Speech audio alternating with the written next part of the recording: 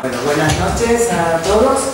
Esta noche tenemos el gusto de presentar el último libro de Santiago Castellanos, que lleva por título Ensamblaje y piezas sueltas, y que, como muy bien se puede leer en el subtítulo, se trata de una selección de textos, toda ella, que concierne la experiencia de un análisis. Esta selección se abre con su primer testimonio como OAE en su comunidad, nuestra comunidad, en nuestra antigua sede de Gran Vía. Se trata de un testimonio que yo personalmente recordaba muy bien, pero que al volver a leer, en este caso como la puerta de entrada a esta selección, alcanza, podríamos decir, otra dimensión. En esa primera enunciación, aquella que lleva por título Me he buscado la vida, Santiago cuenta que casi llegado al final del análisis, después del sueño del magma incandescente, se pregunta, y pregunta a su analista, cómo seguir. Él mismo toma entonces la respuesta del analista en relación con dar una vuelta más, lo toma como si fuera un empuje a construir su propio caso, y añade, y lo cito: varios años dando vueltas al mismo tiempo que mi relación con la causa analítica y con la escuela se estrecha, asumiendo nuevas responsabilidades. Al llegar al final del libro, que se cierra con una reflexión sobre la teoría y clínica del pase, se trata de un escrito que no tiene fecha. Al llegar a este final, podríamos pensar que podemos volver al principio y retomar las palabras precisamente de ese primer testimonio para pensar el recorrido de lectura del libro entero. Me gustaría destacar que el orden de las piezas sueltas, que son estos testimonios y las intervenciones que conforman la selección, no siguen en ningún caso un orden cronológico, lo que resulta interesante porque está claro que no se trata de un ensamblaje de piezas de estilo estándar. Por ejemplo, cualquiera que podría seguir un protocolo de una cadena de montaje, sino que cada pieza suelta está ensamblada de manera singular y muestra a su vez una lógica. Quizás sea entonces este tejido la construcción del caso a la que se refería en ese primer testimonio. El texto trama entonces la manera propia en que su autor ha dado cuenta del pasaje de analizante-analista, que es una pregunta que atraviesa todo el libro y que se va respondiendo en varias ocasiones y en diferentes contextos, pero que no ceja y no deja de apoyarse o de sostenerse en la dimensión epistémica que toca, en palabras del autor, a la invención del saber singular que permita rodear lo real. Y a su vez también se apoya en la dimensión política que responde a la pregunta por cómo sostener la especificidad del psicoanálisis.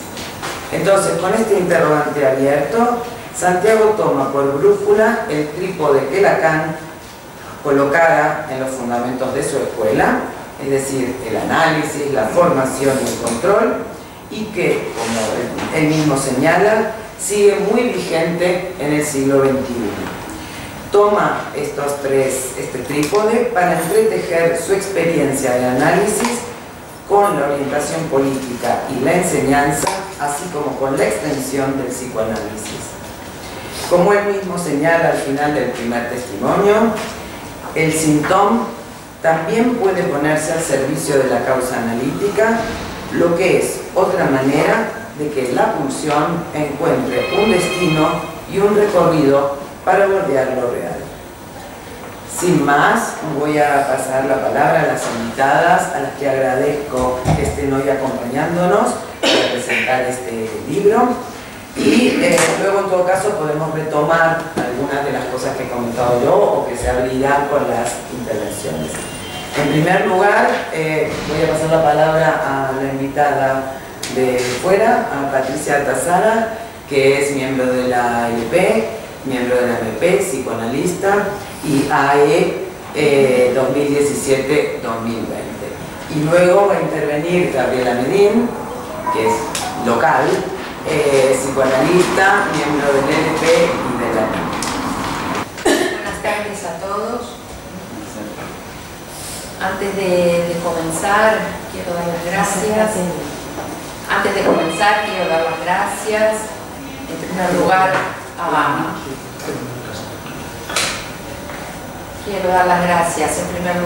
a Santiago, que me ha llamado para presentar su libro. Santiago es un colega y amigo que conozco hace muchos años, pero con el que tuve la suerte de compartir 2 años de trabajo en la ALP cuando Santiago fue presidente, y también con Gabriela. Entonces, para mí volver a encontrarnos aquí en un espacio de trabajo me ha dado alegría, porque trabajar juntos en la escuela desde esos lugares es importante. Y también, por supuesto, a Constanza como directora de la Biblioteca de la Educación Lacaniana de Madrid, que lleva adelante estos espacios de presentación de libros. Bueno, voy a comenzar. Antes que nada, decir que para mí siempre es muy importante la conversación. Entonces, espero de aquí, tanto en la mesa como en la sala, podamos conversar, porque es lo que particularmente a mí siempre me hace avanzar. El libro que hoy nos convoca está escrito por un analista de la Escuela UNA, nominado en el año 2013. En primer lugar, me detendré en su título. Un título que, a mi modo de ver, señala 2 cuestiones. Por un lado, los ensamblajes que un tratamiento psicoanalítico posibilita a lo largo de una cura. Y por otro, las piezas que siempre quedan sueltas cuando el parletre consintió llegar hasta el final. Es así que, por un lado, tenemos sus testimonios como AE en este libro, y por otro, esos otros textos. Pero al leer el libro, esas 2 partes, que por momentos parecerían diferenciadas, se enlazan como en una banda de Moebius. Está lo ensamblado, por ejemplo, en la construcción lógica y necesaria que Santiago muestra con sus testimonios de AE, que dan cuenta de la formalización de su recorrido, pero también tenemos lo que queda suelto, tal como el analista interpretó a Santiago en una brevísima sesión. No todo puede ser ensamblado, ni todo queda suelto. La banda de Moebius es esa construcción lógica de 2 caras que el AE transmite con sus testimonios. Pero no olvidemos que esa banda tiene un vacío central. Ese de que los analistas AEs, AMEs y APEs debemos cuidar mucho que no se cierre, ni con el fantasma, ni con los afectos, ni con el saber epistémico, es decir, no olvidar, como dice Lacan, que lo no sabido se ordena como marco del saber. Lo sabido no es la ignorancia ni el oscurantismo. Un final de análisis produce una búsqueda apasionada. Se trata de una lógica respecto al saber, por haber consentido a su agujero. Y esa búsqueda de saber,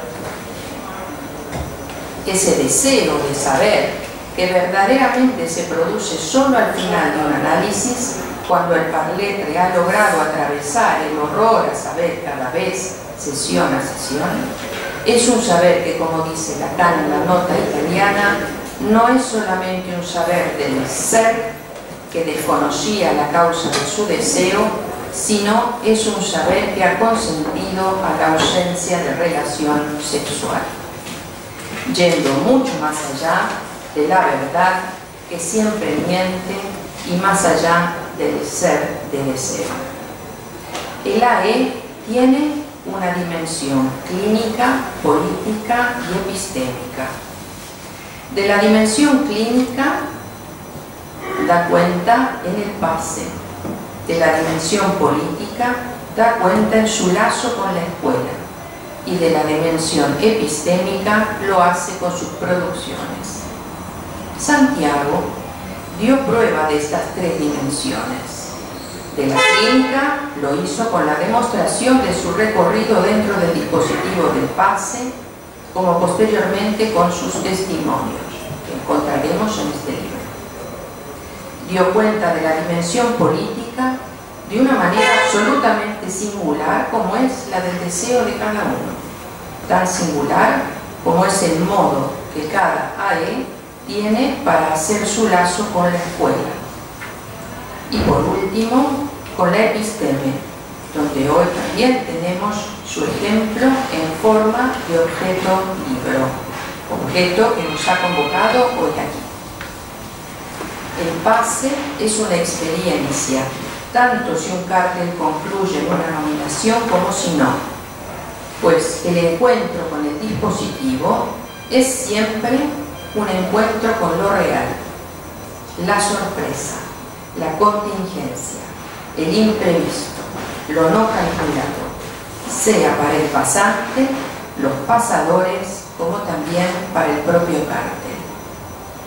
El dispositivo del pase es como una caja de resonancia que, como en los instrumentos musicales, es un hueco primordial por el que se amplificarán o modularán los sonidos de ese instrumento.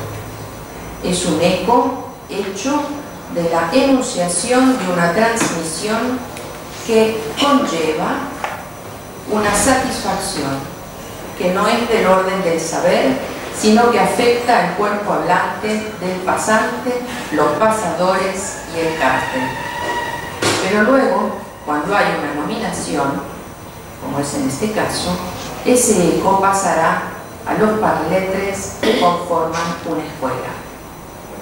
Cuando hay un final de análisis con pase, se verifica que hubo un cambio en el funcionamiento, en la modalidad de goce del parletre. Un final de análisis dará cuenta del goce en el que se estaba cautivo y que demostrará qué ha cambiado allí. En el pase se verifica si más allá del saber obtenido sobre la repetición se ha salido de ella. Se verifica si se ha alcanzado un resto irreductible que permita un anudamiento diferente y una modificación en la modalidad de goce. Un nuevo anudamiento que no estará sostenido en la existencia de un otro de la garantía. Se trata de la transmisión del encuentro con un real, cuando este encuentro no está conado por las construcciones, sea de conceptos analíticos o de sentido del inconsciente transferencial. Por último, un final de análisis con pase dará cuenta de una experiencia de satisfacción que afecta el cuerpo hablante. Este libro enseña sobre cada una de estas cuestiones que acabo de señalar. Léanlo para encontrarlas, pues Santiago da cuenta en este libro de estas transformaciones. Este libro es una transmisión escrita a través de sus testimonios y esos otros textos de la satisfacción singular alcanzada en su caso.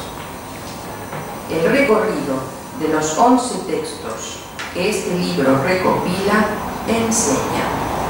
Es más, a mi modo de ver, Está escrito bajo el esfuerzo de aclaración necesario para que llegue al gran público. Un esfuerzo nada desdeñable y gratamente ambicioso. Este libro no es una novela, pero con los testimonios que allí encontraréis, podréis descubrir cuál fue su propia novela familiar, ese libro inconsciente de una sola tirada, como nos dice Miller, que comandó su vida, no sin sufrimiento subjetivo, pero fundamentalmente demostrando cómo un análisis permite tratar los embrollos del cuerpo de un par-lettre, es decir, los embrollos del inconsciente y el goce.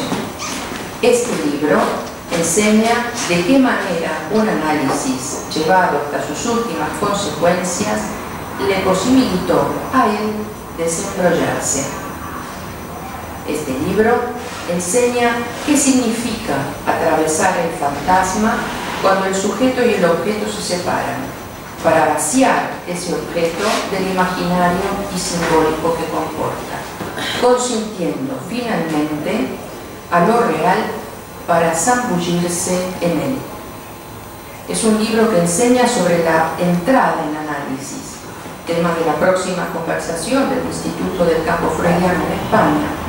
Enseña sobre la interpretación del último Lacan, es decir, aquella que se dirige no al engrosamiento de sentido, sino al par-lettre, es decir, cuando la interpretación toca el cuerpo pulsional, haciendo eco con el equívoco, la resonancia, y también enseña sobre el sueño y su uso y su interpretación en la cura, tema de nuestro próximo Congreso Mundial de Psicoanálisis.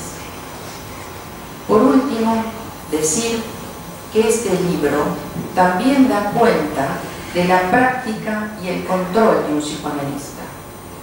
Muestra cómo ese psicoanalista, que gracias a que su análisis le fue permitiendo tratar sus propios embrollos con el cuerpo, le posibilita un tratamiento orientado por lo real sobre los embrollos del cuerpo de aquellos que reciben. Pues el cuerpo y su dolor fueron largamente tratados en su análisis a tal punto de permitirle concluir un DEA sobre este tema, lógicamente, de su más íntimo interés. Por lo tanto,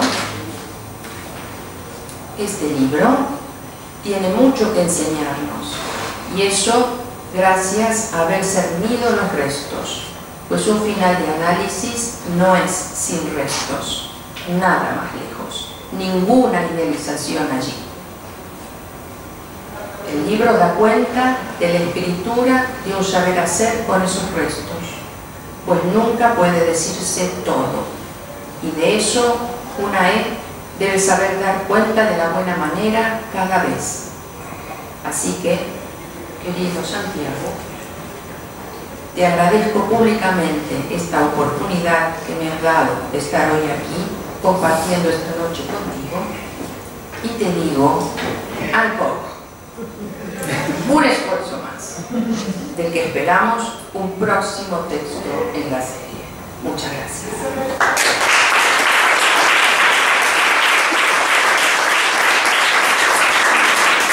Antes que nada, agradezco la invitación a Constanza y a todo el equipo de biblioteca, así como a Santiago, permitirme la ocasión de estar hoy en la mesa y en la presentación de este libro. Es un gusto para mí, porque tal como lo enuncia Silvia Salman en el prólogo, en la página 9, los textos que componen el libro expresan la soltura que se obtiene cuando se ha podido alcanzar el final de un recorrido analítico.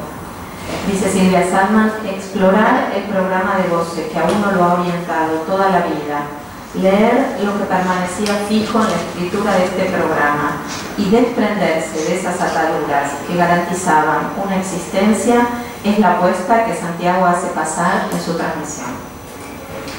Es efectivamente un libro que apunta a la transmisión y a la formación del analista. De manera clara, articula la experiencia singular del análisis con el trabajo de escuela y con la política del psicoanálisis. En el abanico de textos que lo componen, Santiago va mostrando la forma en que se articulan para él epistemes, clínica y política. A medida que lo leía, me daba cuenta, como Patricia, que muchos de los textos que componen el libro yo ya los había escuchado, leídos por su autor en distintos acontecimientos de escuela, y ya en ese momento habían tenido para mí un efecto de formación, habían resonado de alguna manera. La enunciación singular de Santiago en esos momentos hacía pasar su pasión por la política del psicoanálisis. Como comentaba Patricia, coincidimos en esa época en el Consejo, con el que trabajamos 2 años con Santiago como presidente, y pude ver allí la forma en que la orientación que proponían estos textos se llevaba a cabo en las instancias. Fue para mí un momento muy interesante en el que pude ir comprobando que es posible colocar el pase en el corazón de la escuela sin que esto signifique descuidar la acción lacaniana en lo social, que como decía Patricia también antes, esto se articula como en una banda de Moebius. En los textos del libro se ve, por un lado, cuán antigua e inoperante en el contexto contemporáneo es la categorización psicoanálisis puro, psicoanálisis aplicado. Fruto de otra época, esta categorización deja de ser útil si pensamos en psicoanálisis de orientación lacaniana como un psicoanálisis orientado por lo real que intenta leer los fenómenos contemporáneos. En el texto que comienza en la página 83, Santiago hace referencia a esa función del analista como intérprete de la sociedad de su tiempo. Ese texto es un texto presentado en las jornadas de crisis en el año 2015, pero que tiene una enorme actualidad y cierra con una afirmación contundente que os quiero leer, está en la página 94. Dice Santiago: el psicoanálisis como discurso no va a cambiar el curso de la historia ni pretende hacer juicios morales sobre las nuevas formas de gozar. Más bien se trata de acompañar al sujeto a reconocerse en lo que hace síntoma y a encontrar una solución singular a su encuentro con lo real, con las nuevas formas de dominación. Y por esa vía es que cada uno encontrará respuestas subjetivas distintas a la de su alienación al goce en el que está atrapado. Y más adelante dice: hacer existir al psicoanálisis como una práctica y un discurso vivos no está garantizado de antemano.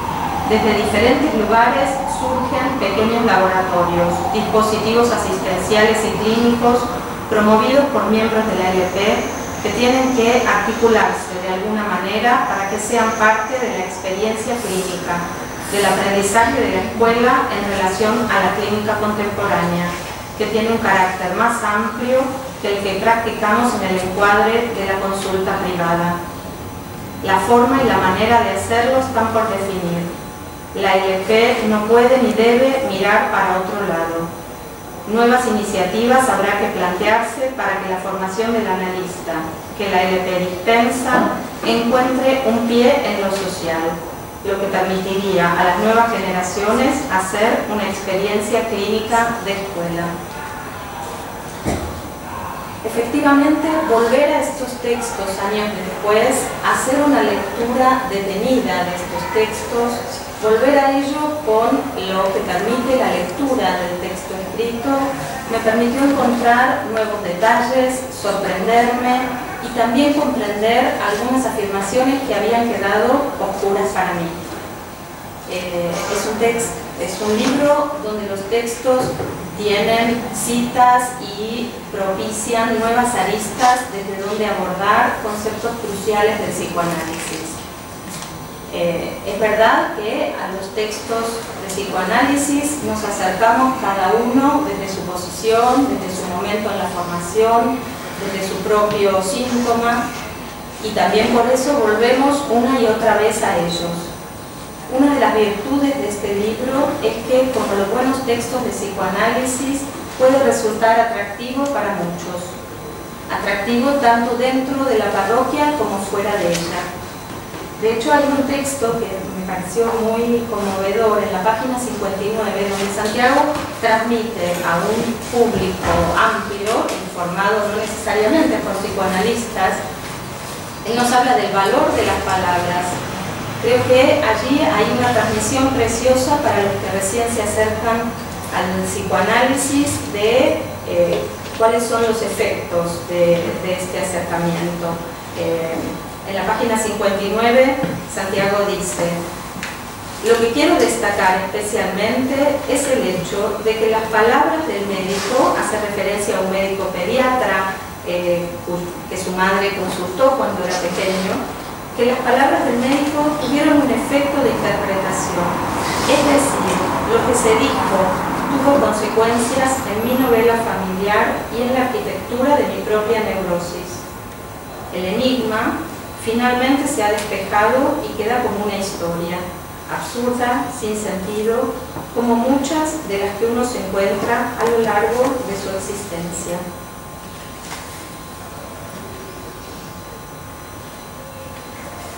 A la vez es un libro que, con la soltura a la que hacía referencia Silvia en el prólogo, tiene mucho jugo tanto para psicoanalistas con muchos años de análisis y formación como para los que recién comienzan.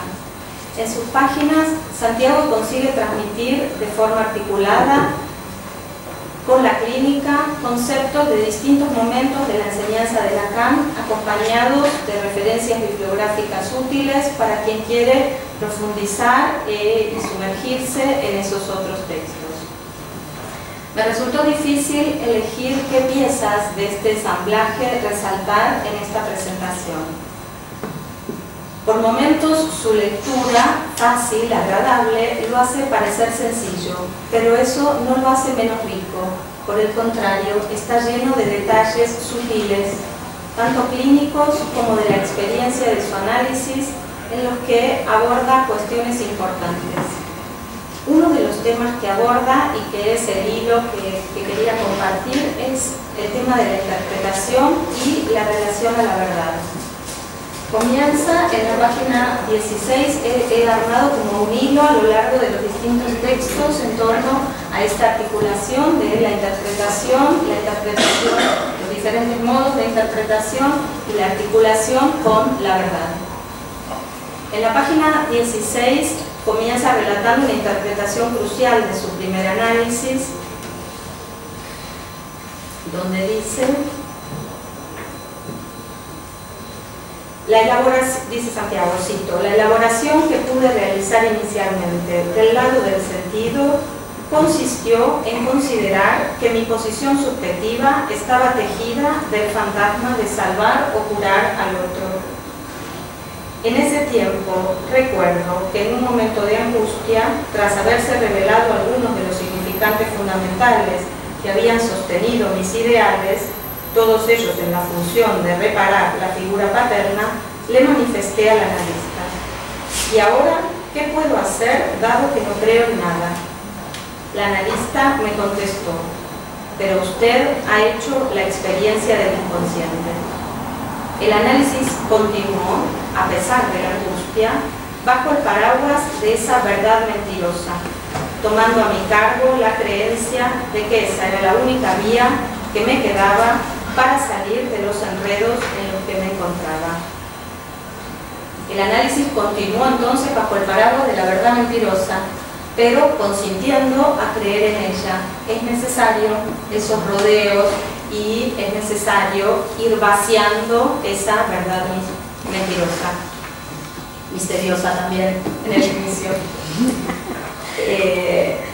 Trae ahí Santiago una cita muy rica de Lacan, de Nota Italiana, donde justamente Lacan nos dice: la verdad no sirve nada más que como el lugar en el que se denuncia ese saber. Porque, digamos, la verdad no hay verdad que pueda decirse toda. aparece aquí esbozada la ruptura entre la verdad y lo real. En el segundo de los textos, que justamente aborda de manera más precisa, más incisiva el tema de la interpretación, se pregunta entonces en la página 32, ¿cómo producir lo imposible de decir en una cura con palabras? Si hay ese indecible, ¿cómo producir lo imposible de decir en una cura con palabras? Dice Santiago, esto nos interroga acerca del estatuto de la interpretación en el recorrido que va desde el inconsciente transferencial, cuyo mecanismo se comprueba como indispensable en la experiencia de un análisis, al inconsciente real como efecto a producir según la orientación y la posición del analista. Esto no está asegurado de antemano. Y comienza un recorrido para responder a esta pregunta. En la página 36, empezando a responder a esta pregunta, nos dice Santiago, frente a lo real, disponemos de la maquinaria del sentido gozado, que el fantasma procura y que se formula para cada uno de una manera singular. En mi análisis, aislar la lógica del fantasma más allá de la primera versión del lado del ideal, el fantasma de salvar o curar al otro, llevó bastante tiempo y se hizo posible durante el segundo análisis. Lacan nos dirá que la verdad última del síntoma solamente podrá ser señalada de forma alusiva.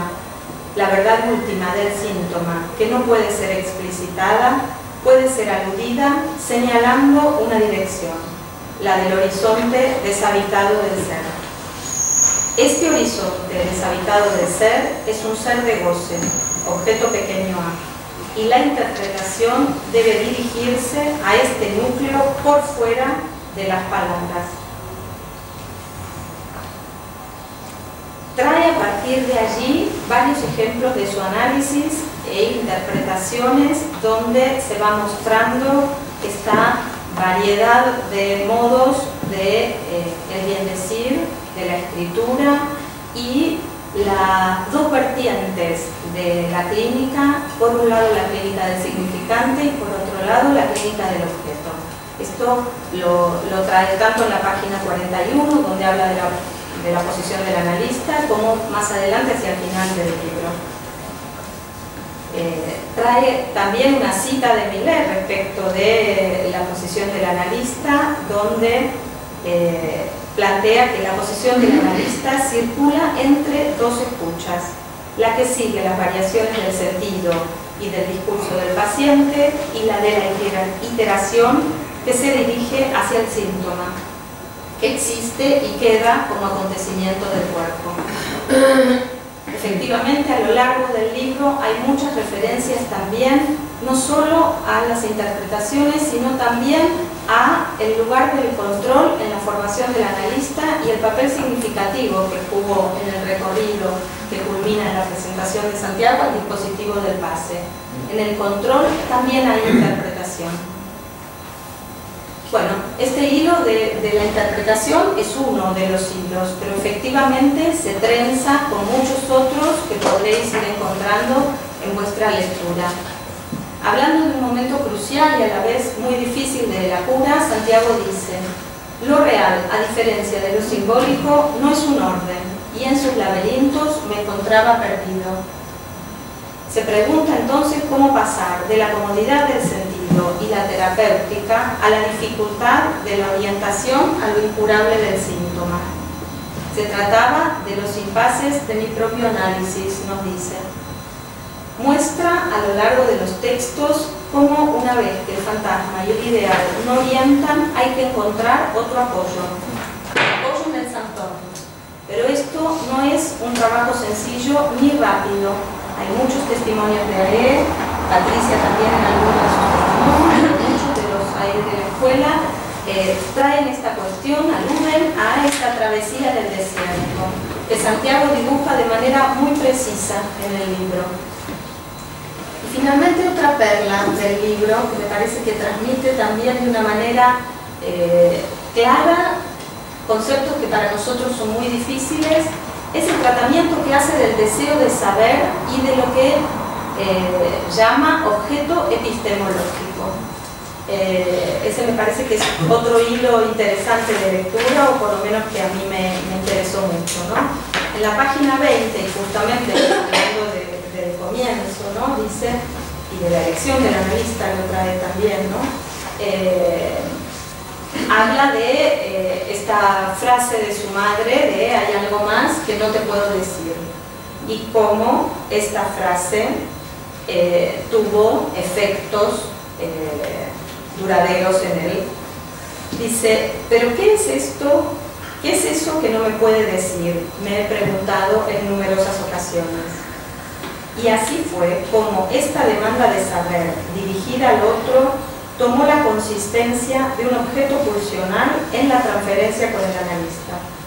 Miller lo llamó el objeto epistemológico, haciéndolo equivaler al objeto anal.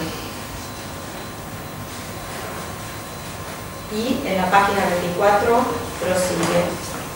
Ahora puedo decir que en mi caso no solamente fue necesario que fuese franqueado el fantasma, sino que también hizo falta que el analista introdujera la inconsistencia y el sinsentido a través del corte para que se pudieran dar las condiciones de finalización del análisis. Creo que fueron las maniobras necesarias a la demanda de saber que desde el inicio del análisis operaba en la transferencia como un objeto cuya consistencia estaba desde el principio en la elección del analista. Su elección tuvo que ver con el hecho de que por su condición de analista de la escuela podía responder adecuadamente a mi pregunta por la posición del analista, porque él podía enseñarme las claves para una praxis que en mi caso era fuente de angustia. Este objeto epistemológico fue erosionado una y otra vez en cada vuelta que realizaba para construir mi propio caso clínico, porque en cada vuelta se trazaba una imposibilidad. Me parece que a esto se refiere lo de mantener el agujero que planteaba Patricia y permite llegar a un juego que plantea Santiago hacia el final del libro, que es el juego entre necesario en la posición del analista, entre la inconsistencia y el bien decir. Esa me parece que es una buena fórmula para definir la posición del analista. Este juego entre soportar la inconsistencia y apostar por un bien decir. Así que nada, muchas gracias Santiago por todo lo que transmites en el libro y espero haber suscitado el deseo vuestro de ir a encontrar vuestros propios hilos de lectura.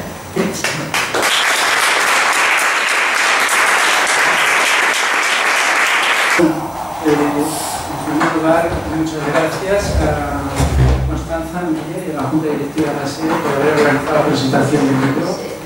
Por supuesto, a Patricia Tassá, psicoanalista en Valencia, que se ha desplazado hasta Madrid para participar, y a Gabriela Merín, podría decir,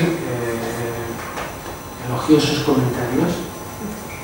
Hay una cosa, antes de entrar en las preguntas, muy brevemente, que yo me sigo preguntando a mí mismo, que es por qué lo he escrito.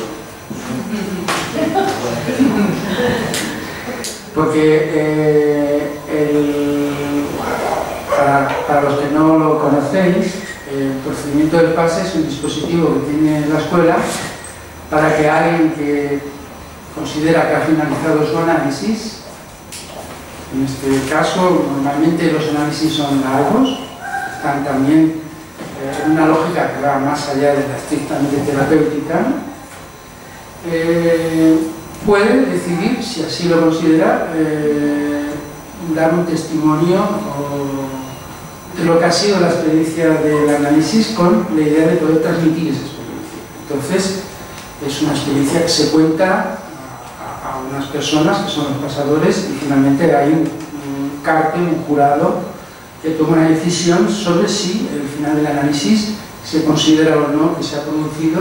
En el caso de que se produzca una nominación, esto tiene un nombre que es la lista de la escuela, y uno se compromete durante 3 años a testimoniar ante la comunidad analítica, que aquellos no suelen ser espacios abiertos de lo que ha sido la experiencia de su análisis, y esto puede ser útil. Y es un work in progress, desde el primer testimonio que se hace, que en esta ocasión fue en el 2013 en Madrid, y que no está publicado en ningún lugar, está solamente en el libro, hasta uno de los testimonios que es del 2016. Hay un tiempo de trabajo y uno va elaborando, digamos, un trabajo que transmite en diferentes lugares, ciudades, etc. Es la tarea en la que está ahora Patricia, y es un tiempo acotado. Entonces, se supone que un análisis, la experiencia de un análisis, en lo que es la especificidad de la orientación de un psicoanálisis de orientación lacaniana, decimos es la orientación hacia lo real del síntoma, es decir, hacia lo incurable del síntoma de cada uno. Es un poco lo que llamamos lo real. Es decir, finalmente, de las razones por las cuales uno comienza un análisis, que en mi caso eran los embrollos de la vida amorosa, los análisis pueden ser más o menos largos, pero siempre queda un resto sintomático, queda un punto de incurable, con lo cual uno tiene que buscar unos nuevos arreglos, ¿no? Es decir, se supone que de esa parte incurable que es algo del lado del sufrimiento, del padecimiento, de lo mortificante de la vida, se supone que un análisis sirve para que algo de eso se pueda desplazar, o se pueda encontrar un nuevo bricolaje, o se pueda perder consistencia, pero siempre queda un resto. No hay garantías. Entonces, la escritura de este libro es producto justamente de un nuevo encuentro con mi propio incurable. Es decir, es una forma de tratar mi propio incurable en un momento dado en que algo de lo real vuelve a presentarse. Esto plantea una cuestión del lado de, que lo habéis comentado, de lo que queda al final. Es la pregunta de: ¿uno puede salir de la repetición que determina al final de un análisis? Esto es vamos a decirlo así, el campo del posanalítico, digamos, lo que pasa después de que se supone que ha habido un final del análisis, que uno ha hecho un trabajo epistémico, clínico y político, que fue mi caso, pero uno puede salir del todo de la repetición, y puedo decir, no, uno no puede salir del todo de la repetición. Y esto es lo que me ha llevado a escribir este texto, que una gran parte del texto ya estaba hecho. Lo que pasa es que hay todo un trabajo de selección, porque los 3 años de AED, como bien sabes, Patricia, bueno, un tiempo muy vital, muy productivo, muchos viajes, muchas cosas que pasan, se escribe mucho y después hay que encontrar una lógica, que es un poco la del título del libro, que es la de los ensamblajes y las piezas sueltas. En realidad, mi análisis, que es el recorrido de la medicina al psicoanálisis, del deseo de curar a una posición que es la del analista, donde se trata de otra cosa, podría resumirlo en 2 partes. 15 años, 16, no más, 18 años, y 2. 18 más 2. Entonces, uno se cura durante todo un tiempo de la lógica más fálica y la lógica más fantasmática, y eso se atraviesa, y en el último tiempo hace de, una vez que sale de ahí, una experiencia que tiene más que ver con la inconsistencia y el sinsentido, de la cual uno no debe apurarse del todo, porque cuando se encuentra con su propio horror, con su propio ser de goce, con su digamos, con su propio síntoma, en términos psicoanalíticos, eso no se atraviesa, eso no se arregla, no es la lógica del fantasma. Entonces, bueno, efectivamente, la escritura de este libro responde a esto, al encuentro una vez más con el propio incurable. Una forma de tratar a través de la escritura, es una manera que yo te puedo hacer esto. Como me has dicho, el próximo texto, no sé cuándo será, porque algunos han dicho, bueno, pero es que el tercer libro fue el año pasado y este es el cuarto. Pero entre el tercero y el segundo pasaron no sé cuántos años, entre el segundo y el primero pasaron X años. Así han respondido a una lógica que es más bien del tratamiento a través de la escritura con el propio incurable que insiste y retorna y del cual uno puede desenredarse. Se supone que un análisis puede permitir desenredarse de otra manera que la que le llevó cuando era más joven. Tenía entonces 30 años inicialmente un análisis. No tengo que tardar 20 años en desenredarme, ya no tengo tiempo casi.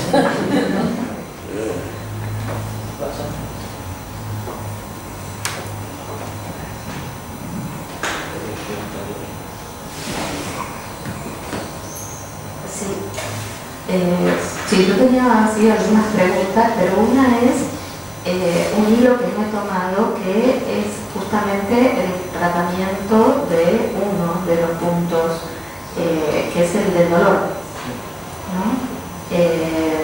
Y bueno, efectivamente, digamos, te interesaste por las fibromialgias, hiciste un libro respecto a este tema, pero también en algún momento lo que dices es que habías pensado en continuar ese trabajo epistémico en relación al dolor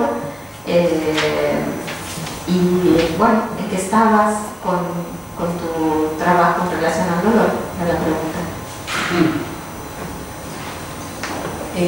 Bueno, quiero agradecer a todos las presentaciones, a Santiago el libro, y quería retomar algo de lo último que planteó Santiago porque me parece fundamental. Encuentros con lo real hay siempre, y va a seguir habiendo. Y la cuestión, porque vos hablaste de la repetición, si es posible salir o no de la repetición. Encuentros y malos encuentros. O sea, no todos los encuentros con lo real son buenos, ni mucho menos. Pero me parecía muy interesante esto que vos planteaste, porque justamente plantear que la escritura de un libro es un modo de lidiar con un encuentro con lo real, que trae lo que hay, que es ese modo de gozar del cuerpo que nos atormenta desde que salimos del vientre materno y que va a ser siempre el mismo, da cuenta de una solución excelente que vos has encontrado para hacer algo con ese modo de gozar y con el objeto epistemológico del que hablaba, que hubo que desgastar y desgastar y desgastar, porque es un objeto al final del que hay que defenderse. Si uno está toda la vida curioseando a ver qué habrá querido decir con eso que no me cuentan, no puede hacer otra cosa. Digo, la frase de tu madre, hay algo que no te contaba, etc.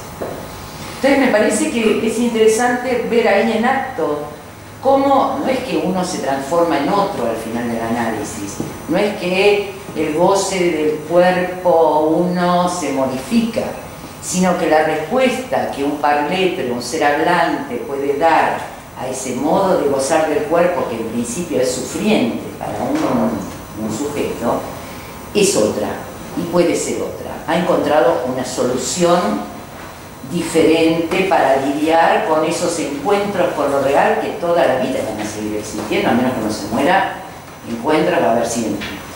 Entonces, me parece que eso es lo interesante, ver si a eso, digamos, si se puede hablar de repetición o no. Yo no diría repetición, la iteración va a estar siempre, pero cómo se la trata es otro modo de lidiar con eso, que me parece que es lo rico que vos añadiste ahora, Santiago, cuando aclaraste, digamos, que el libro responde a un modo de tratar un nuevo encuentro con lo real.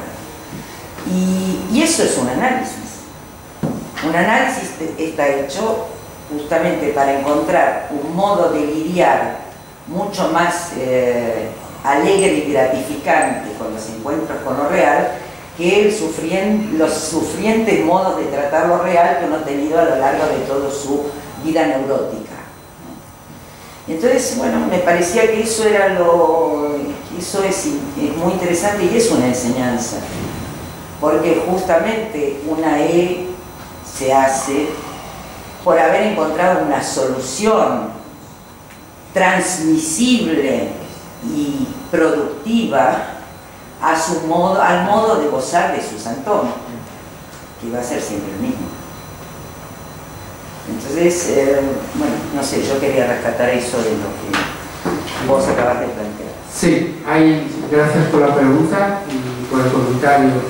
Adelanto algunas cosas para los que no hayáis leído el texto o no hayáis escuchado mis testimonios en otro tiempo. Hablamos de lo real como aquello que hace agujero en lo simbólico, es decir, en términos de Freud, el trauma. Tal cual. Esto es Lacan, como lo formula. Pero, a ver, en un análisis se trata de que, más allá del concepto, en un análisis se trata de que cada uno pueda localizar sus propios trozos de real, dice Lacan, o fragmentos de real, es decir, sus propios encuentros en su existencia, en el su existencia, con aquello que está del lado de lo que no ha sido simbolizado, es decir, que es lo que queda finalmente como agujeros, con lo incurable. Hay una escena que se revela en su verdadero valor como real, como traumático, fundante de toda la arquitectura de lo que fue la constitución de mi propia neurosis. Hay varias piezas sueltas, por eso el título del libro toma esto de ensamblajes y piezas sueltas, que son los restos que quedan.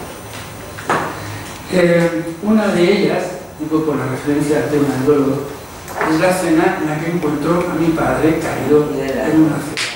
Ese día había bebido demasiado y él lo encontró caído en una acera.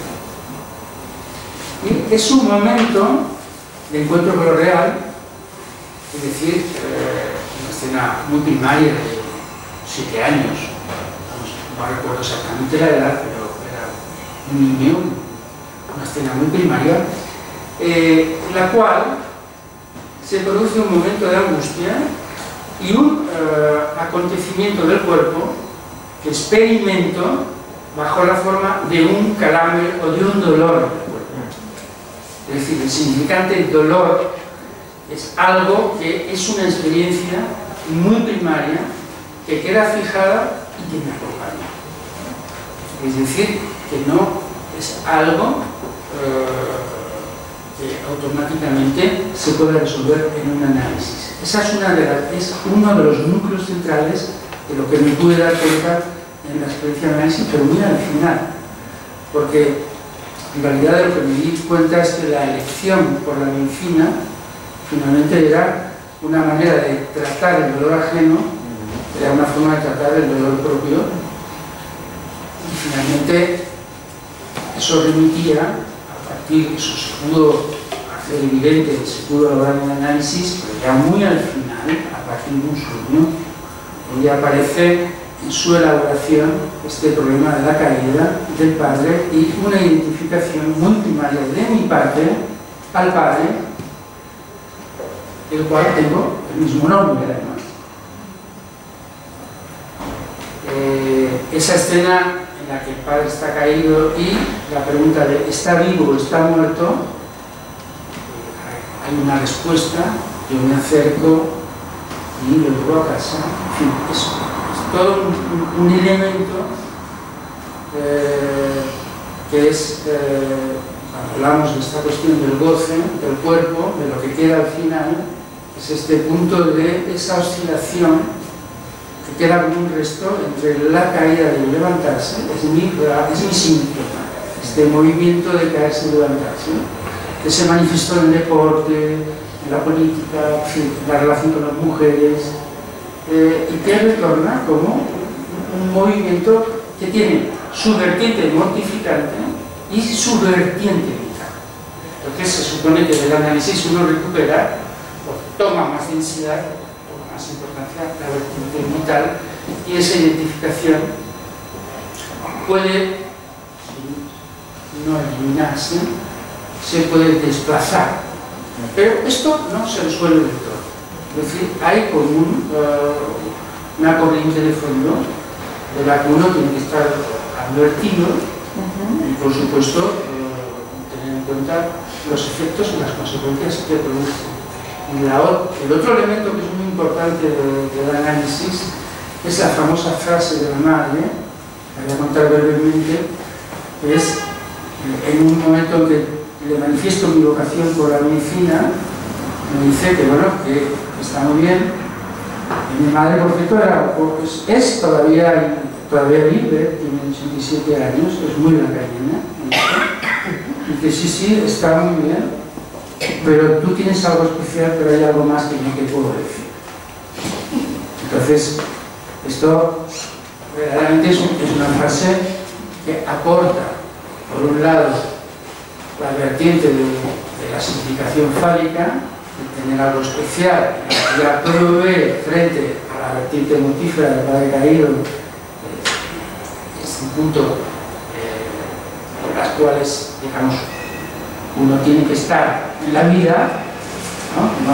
Lo fálico, en el caso de un valor, además, que es el punto de la virilidad, esto hay que poder sostenerlo, pero al mismo tiempo lo descompleta. Hay algo más que no te puedo decir.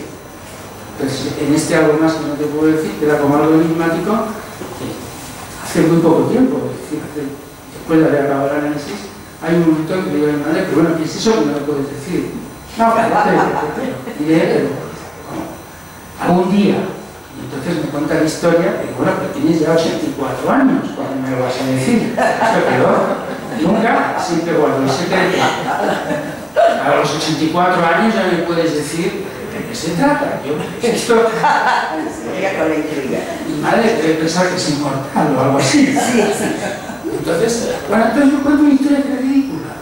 Es decir, y que dice, bueno, ¿cómo es posible que esto me haya marcado a mí de esta manera? Porque me cuenta la historia que siendo un bebé lleva al médico, había unas manchas y el médico le dice que estas manchas no eran importantes, tenía algo especial, pero que no se lo podían decir a nadie, era como un don, porque entonces si se lo decían a alguien, entonces ese don ya vendría así. Y mis padres se lo creyeron,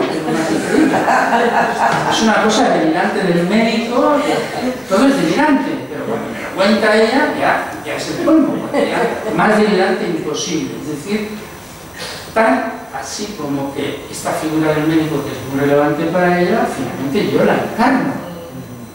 Es decir, mi verdadera vocación por la medicina empieza a los 6 meses. La ida al médico. Entonces, digamos, todo esto son los elementos. Entonces, el dolor efectivamente fue un tema que ya en la medicina yo trabajé como médico, de hecho estuve trabajando en cuidados paliativos y particularmente en esa vertiente del tratamiento del dolor oncológico, sus fases paliativas, etcétera, etcétera. Y después, en el psicoanálisis, inicié una investigación, un trabajo que fue después el libro El dolor y los lenguajes del cuerpo sobre el tema del dolor.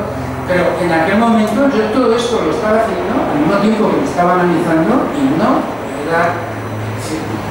no era, son de las cosas que uno hace porque tiene que hacer. Pero no tenía, desde el punto de vista analítico, no había sido revelado la lógica que había detrás de lo que uno finalmente hace y que esto se despeja. Entonces, la frase de la madre queda como algo delirante, de la cual me puedo reír mucho, y el dolor queda todavía como un síntoma, como un resto que retorna, y además por circunstancias personales recientemente he tenido que ser sometido a la cirugía o una serie de cosas. Pero esto ha resonado de nuevo todo este tema del propio real.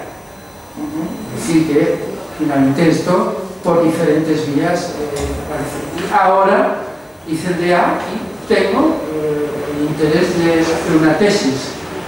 Es decir, que finalmente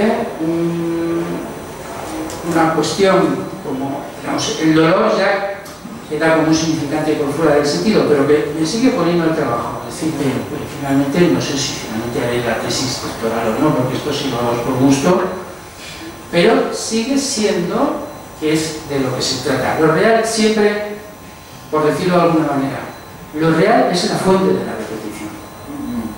Entonces, como lo real verdaderamente no es eliminable, la existencia de cada uno no se libera de todo de la repetición.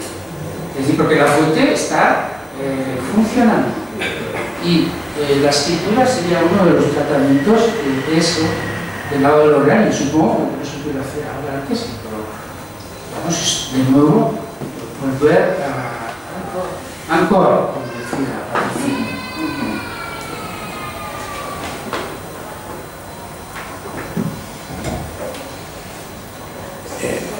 No, yo tenía una pregunta por el lado de la escritura, pero me la respondí.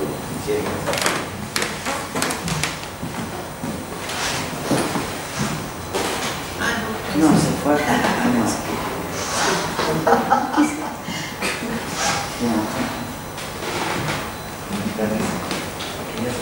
Sí, tenía una pregunta por el lado de la escritura, que la has respondido, pero quizás si pudieras decir algo más sobre el origen de esa escritura.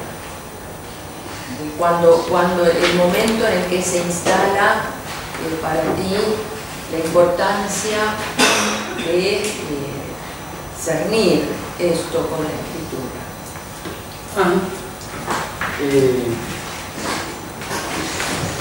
Voy a leer para contestar un pequeño párrafo.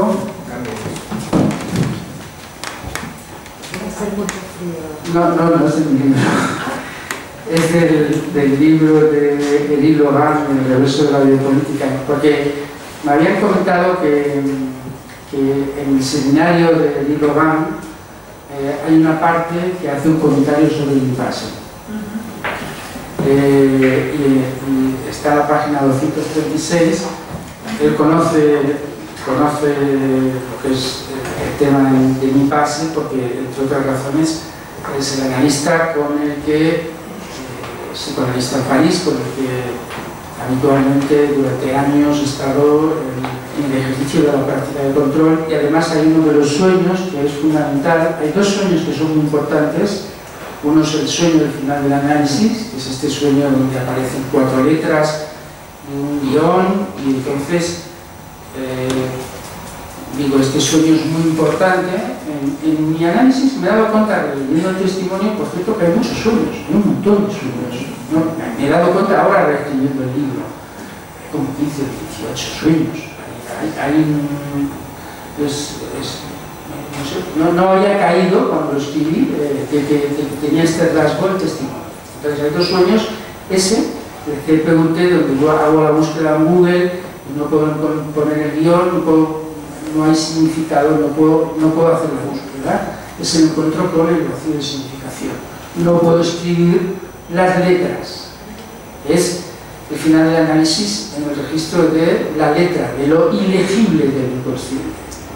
Que has referido antes, me parece, de alguna manera habéis referido, ¿no? Es decir, hay un material que es la parte descifrable del inconsciente, una experiencia que hay que hacerlo, como ya has dicho, el analista me dice, pero usted ha hecho la experiencia del inconsciente, en un momento que me han caído identificaciones. Efectivamente, había habido sueños, lapsus, ha habido un trabajo con el inconsciente que llevaba varios años de análisis.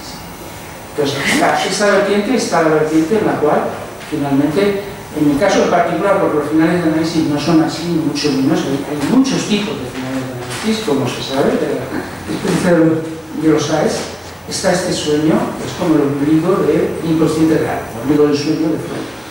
Y está otro sueño, que es el de Toque y Locura, que es el de Élie Logan, con el cual conoce en mucho detalle. Entonces he ido a mirar este pequeño comentario. Y dice, para responderte al tema de la escritura, voy a partir de otro punto que me parece importante del trabajo de mi testimonio, que es el tema del extravío. A partir de un sueño, el punto del extravío. Y dice, se podría decir que el testimonio de Santiago Castellanos de Marcos transmite una experiencia del mismo orden. Del lado hombre, está contrastándolo con Ana Romí, que es una colega que también, coincidiendo conmigo, hizo sus funciones de AE. Y en el otro polo, respecto al polo histérico femenino, se refiere al comentario de Ana Romí. Ya que él mismo se considera como obsesivo. Aquí ya está hablando. Dice, una identificación viril ligada a la palabra de la madre. Tienes algo especial, pero hay algo más que no puedo decirte. Lo llevó a demostrar que tenía algo especial, alcanzando la excelencia en las disciplinas escolares y construyéndose también él un cuerpo articulado con sus rendimientos físicos.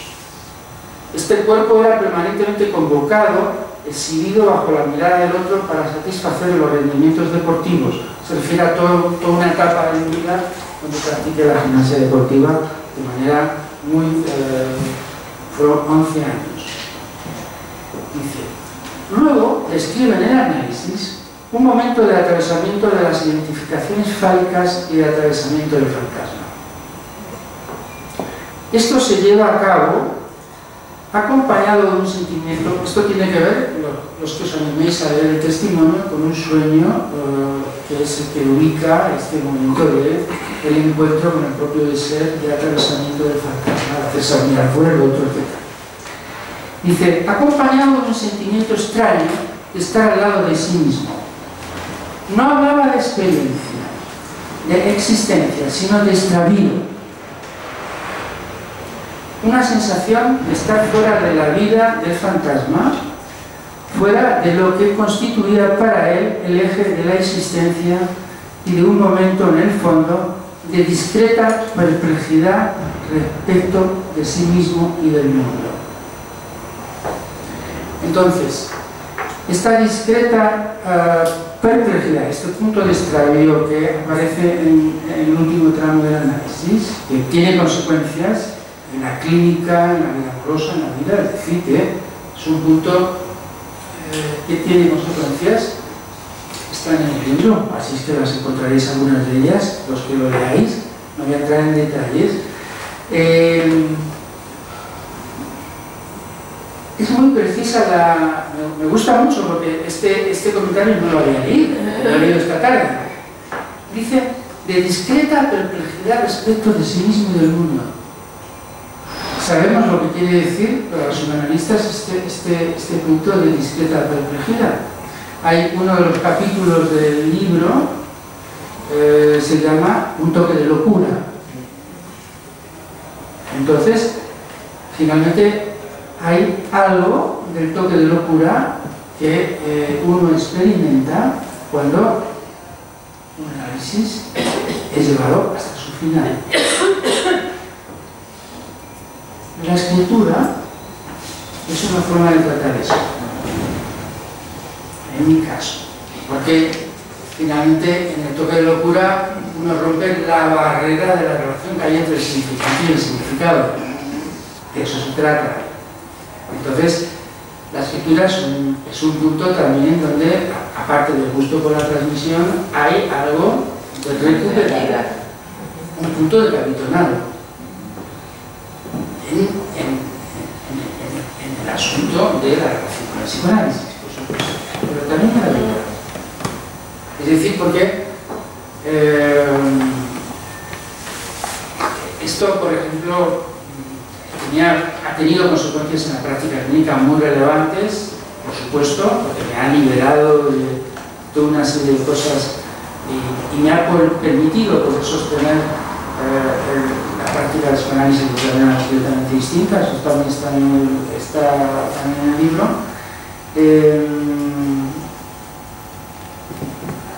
Y verdaderamente tener una relación con la locura. A ver, en la neurosis uno es un enfermo del otro, con mayúsculas, de lo simbólico, en el registro de lo fálico y en el registro del fantasma. Eso, de la experiencia de análisis, no se puede lograr de todo, por cierto, no queda grado 0. Pero creo que en el final del análisis, uno ya no es un enfermo del otro, digamos, uno es un poco loco. Sí. En mi caso. Esto me permite, por cierto, poder sostener la palabra de la locura. Pensaba... Pero hay algo del encuentro con la familiarización con la locura, es decir, como algo que no es tan ajeno. No es el otro con mayúscula, tendríamos que decir el otro barrado. Pensaba, porque preparé hace poco un texto, una conferencia en Valencia, y me encontré con el tema de la creencia y cómo el neurótico es un creyente. ¿No? Es un creyente en el nombre del Padre. ¿No? Y encontré una cita de Lacan que decía que se espera que al final del análisis haya ateos viables. Acteos, dicen. Acteos. No, en algún momento dice en la referencia a ateos. Ateos que están dispuestos al acto. Al acto analítico. Ateos viables, yo leí. Y con lo que acabas de decir, me quedé que qué significa eso. Ateo viable. Entonces pensaba en los testimonios, en el momento en el que después de muchos años aparece esta interpretación, ¿no?, del analista que dice usted ante tu pregunta sobre la creencia, porque es una pregunta sobre la creencia que tú haces. Usted ha hecho la experiencia del inconsciente, es una manera de también decir, bueno, es necesario creer en el nombre del Padre, creer en el síntoma para analizarse. Si uno no cree en el síntoma, no se puede analizar. Es necesario sostener esa creencia en que se va a poder encontrar el enigma, en que hay alguien que el analista va a tener esa clave. Todo el psicoanálisis sostiene esa creencia hasta un momento en el que tú lo dices muy bien, es el encuentro con el inconsciente real, con ese extravío de lectura, y entonces me pregunto, bueno, quizás algo en esto pueda responder a ese ateísmo final viable, me lo seguiré preguntando, que habla Lacan.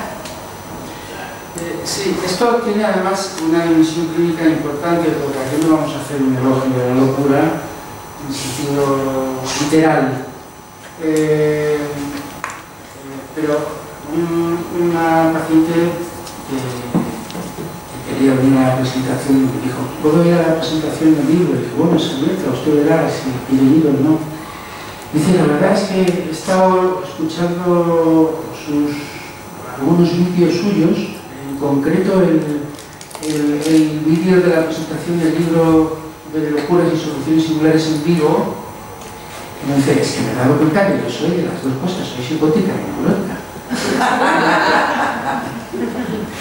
Digo, sí, todos somos un poco psicóticos y un poco neuróticos, le contesté. Pero hay una dimensión ética de la cuestión, porque efectivamente no todo el mundo, este viaje del encuentro con la propia locura, pues, en mi caso particular, como yo lo he podido formular, pero en otros países se formula de otra manera,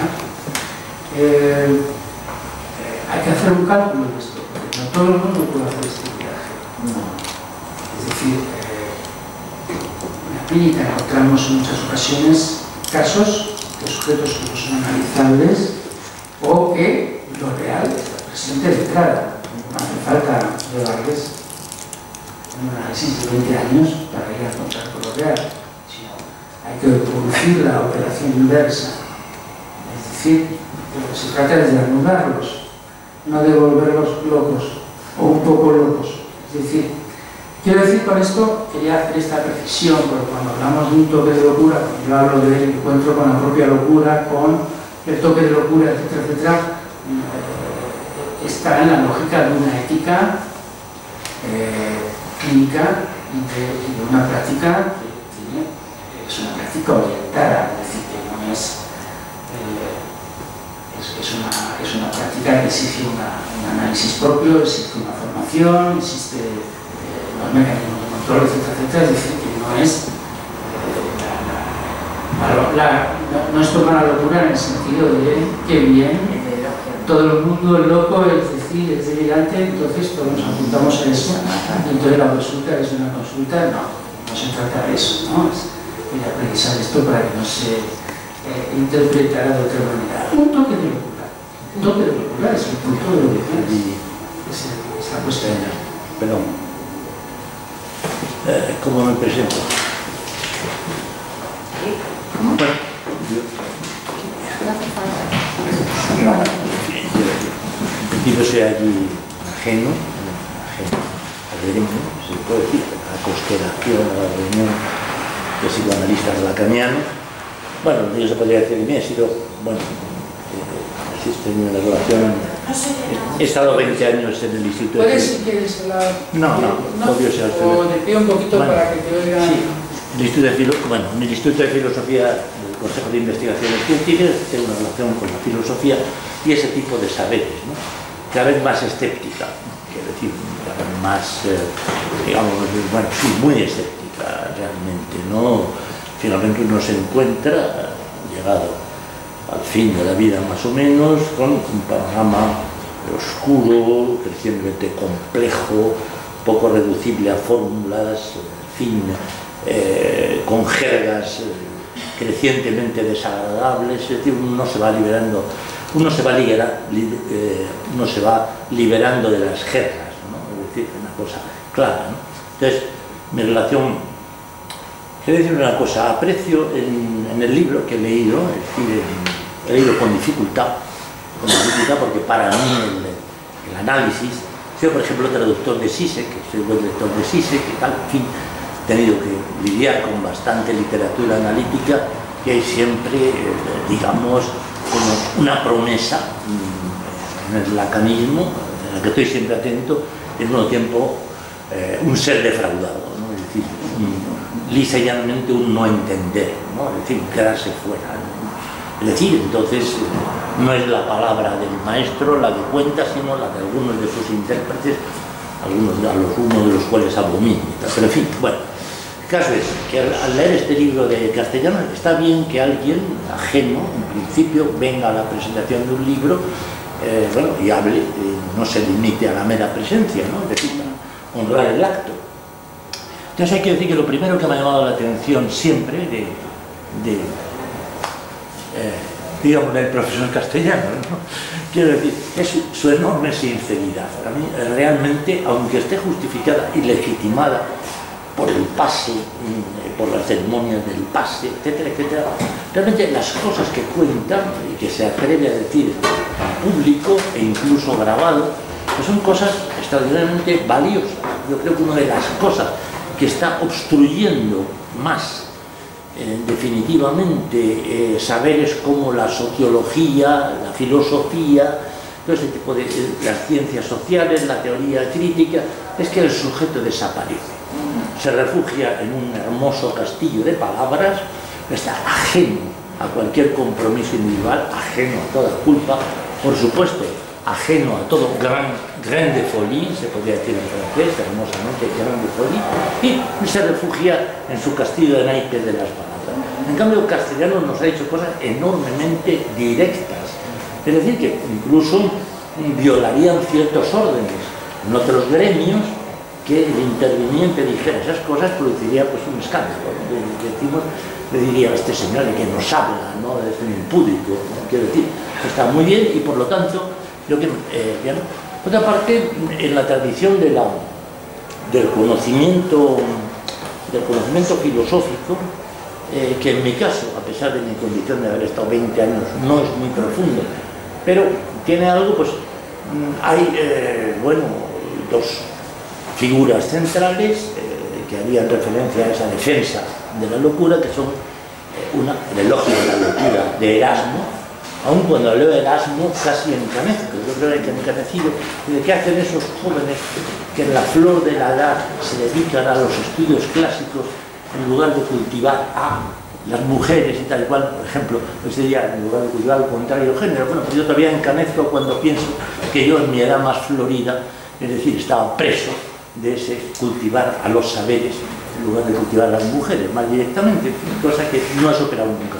Me sigo avergonzando, es decir, me da culpa, también, tal que le vamos a hacer, ahora es tarde, bien. Y luego el otro punto es Pascal, ¿no? Pascal, que es al mismo tiempo un durísimo crítico social y un teórico de la contingencia y de la muerte. Entonces, lo que me llama la atención en el libro de Castellanos es esa doble apertura, juega siempre a dos manos, ¿no? Y en esto se parece a Kafka. Kafka decía que estamos siempre con dos manos. Con la una nos relacionamos con los problemas de la vida cotidiana, tratamos, para él, los problemas para él más dolorosos eran los pisos, como para mí, los pisos, el trato con su correspondiente pareja, siempre difícil, los trámites burocráticos, en fin, todo esto.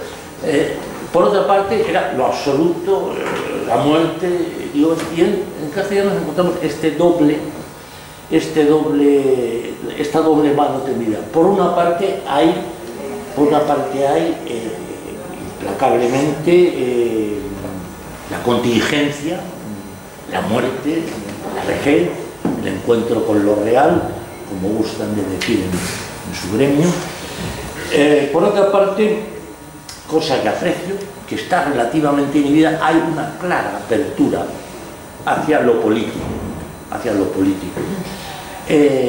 una apertura que a mi juicio en el libro está muy bien indicada, que va menos lejos de lo que podría ir, bueno, hay que decir, que va menos lejos de lo que podría ir, pero que es muy significativa, ¿no? Cuando, es decir, vamos a ver, está por aquí, esa doble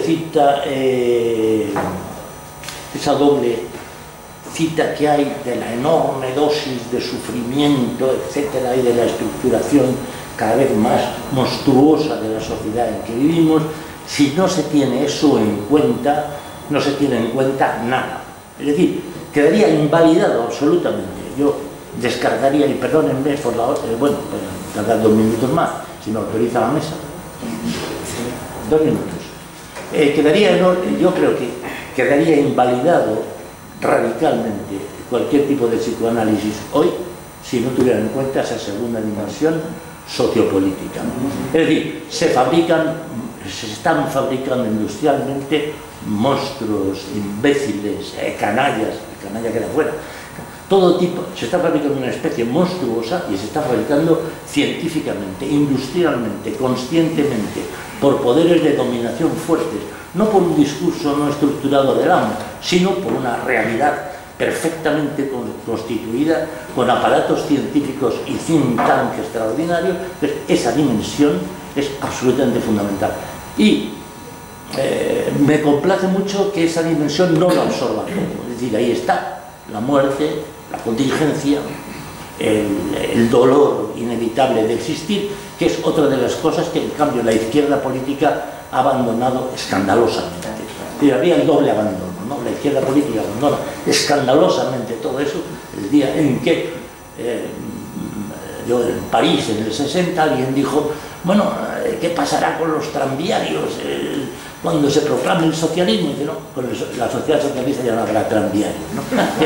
Entonces no habrá muertos, no habrá dolores, no habrá... En fin, entonces esa doble apertura de Castellanos me parece fundamental y espero la prolongación. Y por último, se ha mostrado relativamente cruel consigo mismo y extraordinariamente cruel con un tema que, como es normal, sobre el que no ha pensado demasiado y por lo menos temáticamente va a empezar a pensarlo pronto, es el tema de la vejez, que me afecta mucho más directamente. Entonces, como ella ha dicho cosas curiosas como, no sabes que si no me desanudo ahora cuando lo hago, ¿no? Quiero decir, que se correspondería pues con a buenas horas mangas verdes y si no ahora ¿cuándo? ¿No? Problema de la vejez, que es uno de los problemas que tenga que abordar muy urgentemente en la clínica analítica por el dato sociológico de la prolongación de la vida, y porque la vejez constituye un tipo bien definido, específico, perfectamente estructurado, enormemente doloroso de enfermedad, sin duda ninguna. Quiero decir, es la experiencia inmediata del acabamiento. Es decir, yo todos los días bromeo y le digo, espérate un poco, Caronte y tal, ¿no?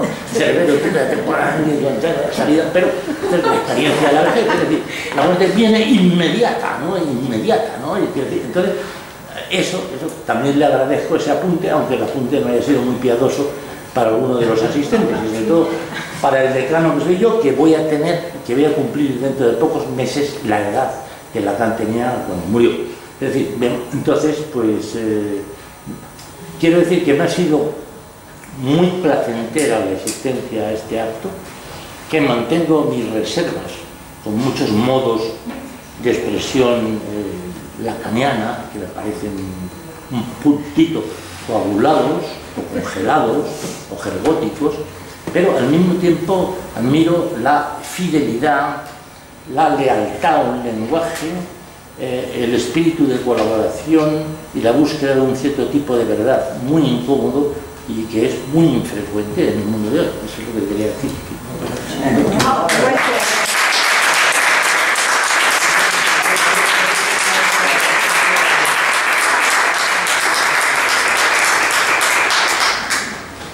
Bueno, muchas gracias a todos.